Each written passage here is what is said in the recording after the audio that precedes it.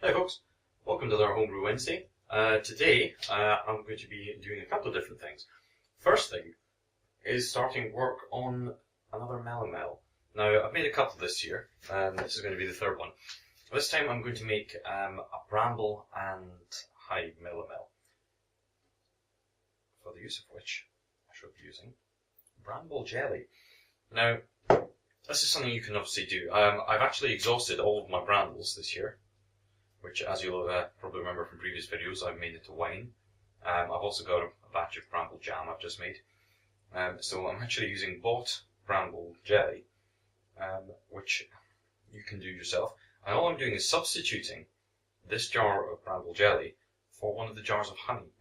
Now, other than that, there's not that much of a difference from my usual videos on Melomel. The one difference is that since this is being made with a jam, and jams are made with a large amount of pectin, the pectin actually needs to be broken down first. So for that, luckily, we have our pectolase, which will effectively manage to do that. But it does mean slightly extending the amount of time it takes to make the mead. So the first thing you're going to want to do is, as before, pop all your jars into a basin of hot water and leave them for 15 minutes. Same 15 minutes that you're going to want to spend disinfecting all of your equipment. So for that, because again we'll be using the traditional 5-litre bottle of water method, there's your water there. So just put a small amount of disinfectant, whatever one you want to use, your sanitizer, not disinfectant. Whether that be your Milton's, your Star San, or your VWP, whatever it is, pop it in the container, and you may as well just use some of the water for this, because you're going to need to empty this to about at least here, simply to make room for everything that you're putting into it. So let's get on with it. Now the first thing you want to do, it's a good idea to do this while everything's currently sterilising and while the honey and the jelly are still warming up, is, as you can see, I've poured out everything up to the top layer of the label there. I'm going to take these, just a couple of oranges, the skin of which, as well as the fruit flavour that these will add, the skin of which is particularly neutralising to the yeast, although we are going to cheat this and pop in some yeast nutrients as well. So what we'll do with these is chop these into sixths, or actually quarters will do just as well, and then simply pop them into the bottle.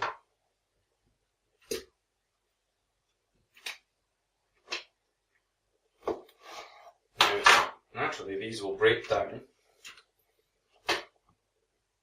but they do unfortunately necessitate that you will have to obviously rack this Melomel, which you obviously otherwise you were still going to have to. You still have to rack this anyway. The thing about Melomel and mead in general is that it does tend to create an incredibly large amount of sediment at the bottom, which you're always going to get sediment with pretty much anything, but you do seem to get slightly more. And I'm just going to pop in 1.5 of these oranges, because that should be plenty. And at this point, and I will also note, I did give them a gentle wash on the outside, just very quickly, just to make sure there was nothing on them. But other than that, you don't need to worry about it. Give that a bit of a shake. Good. Just to make sure they're all in there. Take your orange, use it for a good purpose. It's very healthy. Now, I've actually poured out a little more of the water in there because obviously after everything gets offset with the fruit, the level of water is going to be higher. Now you want to make sure, because there will be a lot of foam in here, that you actually leave a sensible amount of space, as I believe I covered in previous videos. Now I've got the first jar of honey here, and what I'm going to do is just pour this on top. Now the good thing about this is that the honey will sink straight to the bottom. And if you don't shake it about too much, that means that if by some chance you have managed to completely get the quantities wrong, you can still pour some out without losing the honey. You might lose a tiny fraction, but if the majority of it is still sunk at the bottom, then you're okay. Jar number 2.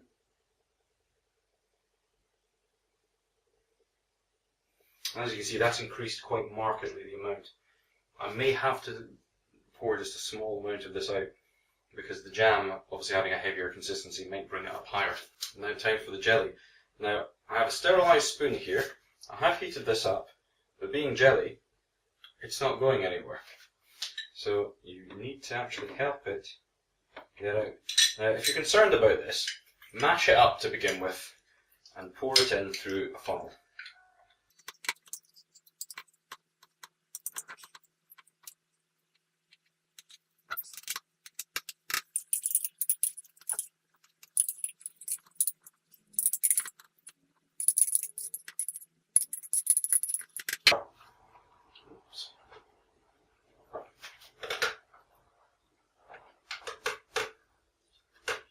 Now again, the jelly has sunk straight to the bottom.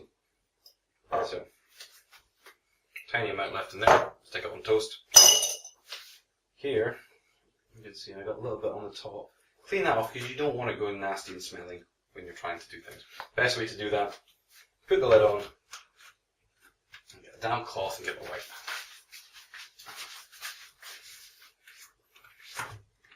You do not want your brewing area or the rest of your house ending up smelly and horrible if you can at all possibly avoid it. As you can see, the water level's up to about here.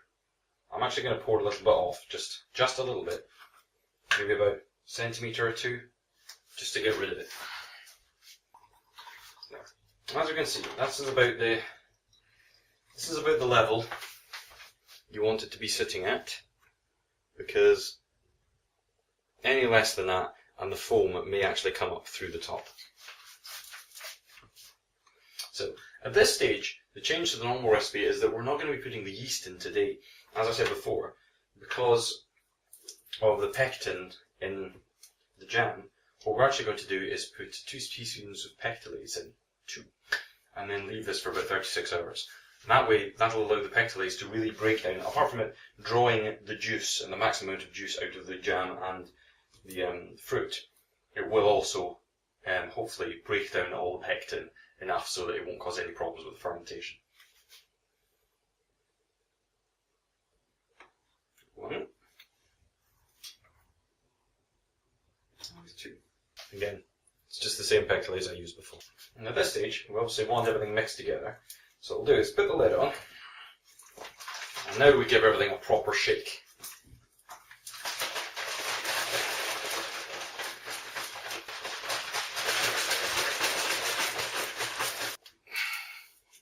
Now you can see at the bottom, a lot of the jelly is still in a solid form. And shaking it about will help break that down. But ultimately a lot of it will just stay in that form until it's been broken down.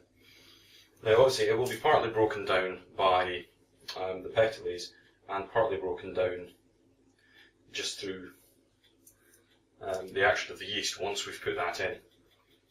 But at the moment, I'm going to leave that loosely on, just in case any gas wants to escape. But we're more or less going to have to just leave that now in a warm place, somewhere out of the way it's not going to be disturbed, until we're ready to use it. Until we're ready to put the yeast in, and then that'll be us. Now that we're done with the Melomel, I want to get on to the main business of the evening. For that, I'll require this. Now, as you might notice, this is actually an automotive fluid transfer pump. Not for use with brake fluids, but it doesn't say anything about wine. Now, the reason I've got this, if you remember back to the previous videos, was because I was using these containers to brew in, which unfortunately the top is actually too narrow for my siphon, so hence the fluid transfer pump. Turns out that the fluid pump is not the most ideal tool. It took a few too many pushes to get going, but eventually I managed to empty out the small one into one full bottle and one partial bottle, which won't last long. Now, we then come to the next point, we have the larger bottle. Now the difference between this is the one that actually received the lemon juice. You can see the light through it there. It's very clear. But there is a good, healthy dollop of sediment at the bottom of the tank. So I'm just going to siphon this off. I will again get a small amount, which I will try it in the hydrometer. It'd be interesting to see if this has a slightly different amount on it. Well, as you can hopefully see there, that's a pretty good reading. Again, very, very dry. So I'll be interested to see how this will turn out. Yeah. As you can see, this is the also incredibly clear, slightly mellower aroma. I wonder if that's the lemon juice.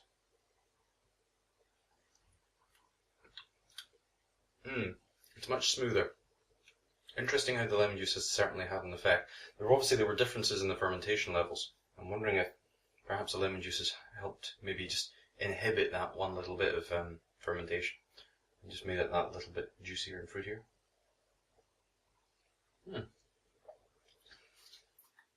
So folks, as you'll see, we have 3 bottles of wine and a half. And now what I'm going to do is take the large container. Because there's so much sediment in this, I'm actually just going to rack it into a second one and then let it settle again. And then, in a couple of days' time, I'll actually rack it into bottles. And that'll be that done. Roundabout, hopefully in that video as well, I'll also manage to finish off the Melomel. But in the meantime, let's get on with this. Now I'm not going to bother taking the hydrometer and checking the specific gravity of this, because the original gravity of the other two, the original gravity of all of it was 1.090. The other two were both sitting at a very healthy 0.99, so I'm imagining this will be exactly the same. That actually gives us an ABV of 13.5%, which to be honest isn't bad. That's not bad at all. That's on the medium to high range of things, especially for a raspberry wine. It means it's a little drier than I probably would have anticipated, but I don't have a problem with that because it tastes good. Hopefully, because naturally I'm not going to drink all of this, hopefully the people who share it with me will be equally impressed. Well, I have my sterilised siphon, so we'll just pop that in there gently. Now I'm trying not to disturb anything too much, because there's an awful lot of sediment in here. Unfortunately, because of that, it means there's a very good chance that I will end up stirring up a fair amount of it. It's more or less inevitable.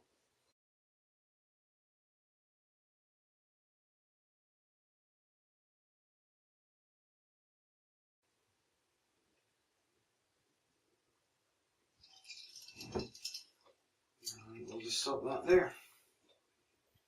Okay. Right, that's pretty good. As you can see, it's more than a little bit of a quite thick sediment.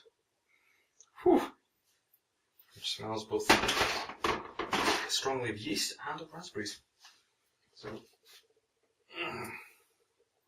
looks like the vast majority of that